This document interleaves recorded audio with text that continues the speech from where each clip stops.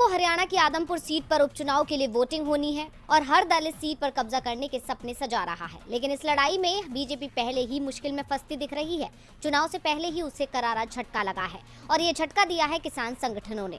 भारतीय किसान यूनियन चढ़ूनी के अध्यक्ष गुरनाम चढ़ूनी ने साफ कर दिया है कि किसान बीजेपी को जीतने नहीं देंगे। दरअसल उन्होंने हरियाणा के हिसार जिले के आदमपुर विधानसभा सीट के उपचुनाव में भाजपा जजपा के संयुक्त उम्मीदवार भव्य बिश्नोई के विरोध का ऐलान कर दिया है। उन्होंने कहा कि किसान आंदोलन खत्म करते वक्त जो समझौता केंद्र सरकार और संयुक्त किसान मोर्चा के बीच हुआ था उसे पूरी तरह लागू नहीं किया गया, जिसके बाद ये फैसला लिया गया है। ऐसे में अब किसानों के इस फैसले को बीजेपी के लिए बड़ा झटका माना जा रहा है और अब किसानों के विरोध के कारण इस सीट से बीजेपी की जीत मुश्किल मानी जा रही है। इससे पहले किसान ऐलानाबाद उपचुनाव में भी भाजपा को सबक सिखा चुके हैं, क्योंकि उस दौरान भी चढ़ूनी ने किसानों से भाजपा को छोड़कर किसी भी उम्मीदवार को वोट देने की अपील की थी।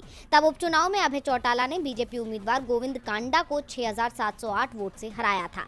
वहीं इस बार फिर चढ़ूनी ने ऐलान कर दिया है, जिसके बाद से ये सीट भी बीजेपी के हाथ से जाती नजर आ रही है। चढ़ूनी ने बरवाला में किसानों के साथ मीटिंग करने के बाद कहा कि आंदोलन में किसानों की मांगों को पूरा नहीं किया गया, सरकार अपने वादों पर खरी नहीं उतरी। आदमपुर के भाई इस आंदोलन को सपोर्ट कर सकते हैं, इसलिए भाजपा जजपा को छोड़कर किसी को वोट डाले जो इन्हें हरा सकता है, इसलिए इन्हें सबक सिखाएं। ऐसे में अब एक बार फिर किसानों के विरोध का नुकसान बीजेपी को उठाना पड़ेगा।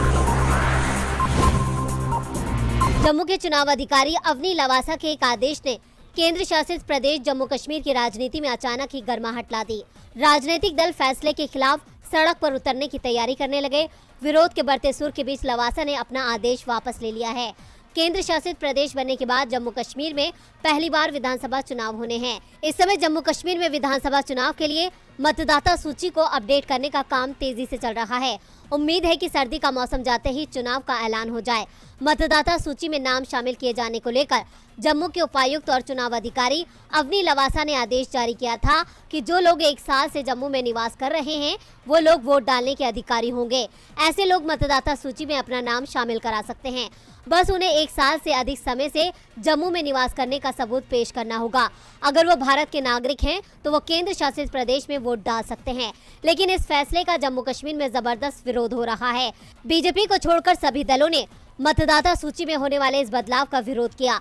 पीडीपी चीफ महबूबा मुफ्ती ने इसका विरोध करते हुए कहा था कि इससे जम्मू कश्मीर के मतदाता की वोट की कीमत खत्म हो जाएगी। इस तरह का बदलाव जम्मू कश्मीर को छोड़कर देश में कहीं भी लागू नहीं होता है। जम्मू कश्मीर के पूर्व मुख्यमंत्री गुलाम नबी आजाद ने भी इसका विरोध किया। आजाद ने कहा कि बाहर के लोगों को केंद्र शासित प्रदेश में अपना वोट नहीं डालना चाहिए, केवल स्थानीय मतदाताओं को ही अनुमति दी जानी चाहिए। जम्मू कश्मीर में केवल स्थानीय लोग ही मतदान करते हैं। नेशनल कॉन्फ्रेंस ने भी इस बदलाव का विरोध किया था, जिसके बाद जम्मू की उपायुक्त अवनी लवासा ने अपनी उस अधिसूचना को वापस ले लिया है। अगर इस अधिसूचना के अनुसार वोटिंग लिस्ट अपडेट की जाती है तो जम्मू कश्मीर की वोटिंग लिस्ट में करीब 25 लाख बाहरी मतदाता जुड़ जाते, जो जम्मू कश्मीर की वोटिंग लिस्ट का 15 से 20% तक का होता और ये मतदाता अधिकांश सीटों पर जीत और हार तय करने की स्थिति में भी पहुंच जाते। मतदाता सूची में होने वाले इस बदलाव का सबसे ज्यादा फायदा बीजेपी को ही मिलने की उम्मीद थी, क्योंकि बाहरी मतदाताओं पर पीडीपी और नेशनल कॉन्फ्रेंस का विशेष प्रभाव नहीं था। महाराष्ट्र का सियासी संकट खत्म होने का नाम नहीं ले रहा है। राज्य में एक के बाद एक विवाद सामने आ रहे हैं। शिवसेना के 2 गुटों में बंटने के बाद अब एक और विवाद पैदा हो गया है। अब उद्धव ठाकरे के नेतृत्व वाले गुट ने चुनाव आयोग पर सवाल उठाए हैं।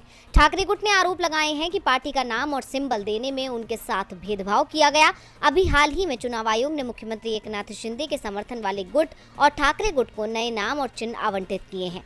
खबरों के मुताबिक ठाकरे सेना की ओर से निर्वाचन आयोग को एक 12 सूत्रीय खत लिखा गया है। इस खत में उद्धव ने चुनाव आयोग पर शिंदे के पक्ष में काम करने के आरोप लगाया है। जो खबरें सामने आ रही हैं उनके मुताबिक ठाकरे गुट का कहना है कि उनकी तरफ से दिए गए सुझावों को शिंदे गुट को कॉपी करने का मौका मिला। उन्होंने इसके लिए चुनाव आयोग को जिम्मेदार ठहराया है। खत में लिखा है कि चुनाव आयोग ने संभावित रूप से शिंदे कैंप की तरफ से सूची दाखिल किए जाने से पहले ही ठाकरे समूह के पसंद के नाम और सिंबल्स को वेबसाइट पर अपलोड कर दिया था, जिसके चलते शिंदे गुट ने उन चिन्ह और नाम का चुनाव किया जिनका सुझाव ठाकरे गुट की ओर से दिया गया था। खत में ये भी लिखा गया है कि माननीय आयुक्त ने वेबसाइट से लेटर को डिलीट कर दिया, जिससे ठाकरे कैंप को हैरानी हुई। इसके अलावा आरोप लगाए गए हैं कि शिंदे गुट की तरफ से असरदार तरीके से ठाकरे गुट की तरह नाम के रूप में पहली और चिन्ह के तौर पर पहली और दूसरी पसंद जमा की गई, जिससे टीम ठाकरे को उनकी पसंद का पहला नाम और पहली और दूसरी पसंद का चिन्ह आवंटित नहीं हो सका। शिवसेना पर दावा पेश कर रहे दोनों गुटों को लेकर आयोग ने पार्टी के चिन्ह को फ्रीज कर दिया था। इसके बाद दोनों गुटों को नए नाम और चिन्ह दिए गए। अब सीएम शिंदे के समर्थन वाली पार्टी को बाला साहेबांची शिवसेना जाना जाएगा, जिसका चुनाव चिन्ह एक ढाल और दो तलवार है, जबकि ठाकरे की पार्टी का नाम शिवसेना उद्धव बाला साहेब ठाकरे है और चिन्ह मशाल है।